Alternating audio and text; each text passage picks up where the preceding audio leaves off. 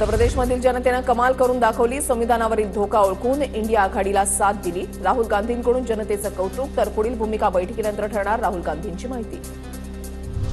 सरकार स्थापनेसाठी मित्रपक्षांचा काँग्रेसवर दबाव. शरद पवार, नितीश कुमार आणि चंद्रबाबूंच्या संपर्कात. तर काँग्रेसचे तेलंगणाचे मुख्यमंत्री रेवंत रेड्डी चंद्रबाबूंच्या संपर्कात. सूत्रांची माहिती.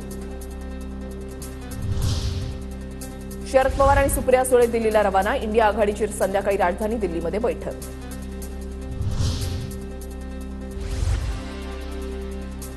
अजित पवार दिल्लीमधील एनडीएच्या बैठकीला जाणार नाहीत. राष्ट्रवादीकडून प्रफुल्ल पटेल बैठकीला उपस्थित राहणार. तर शिंदे गटाकडून एकनाथ शिंदे बैठकीला हजेरी लावणार.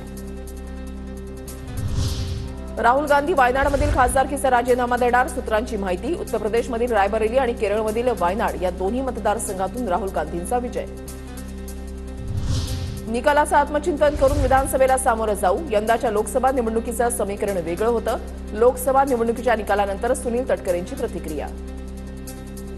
बैठकीसाठी चाललोय दिल्लीत आणि परवाच्या दिवशीच राष्ट्रवादी काँग्रेस पक्षाच्या आमदारांची पदाधिकाऱ्यांची बैठक मी त्या ठिकाणी बोलवलेली आहे. सर, ज्या पद्धतीनं महाविकास आघाडीला जे यश मिळालेलं आहे ते पाहता कुठेतरी हा महायुतीचा पराजय म्हणायचा. एक असं आहे की अनेक वेळेला वेगवेगळ्या निवडणुकींच्या मध्ये वेगवेगळी समीकरणं होत असतात. यावेळची समीकरणं वेगळी होती.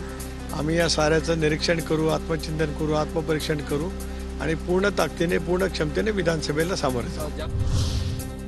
राज्यांमध्ये फडणवीसांशिवाय पान हलत नाही असं म्हणत होते, पण लोकांनी फडणवीसांचं झाड उपटून फेकलं. संजय राऊतांचा जोरदार हल्लाबोल.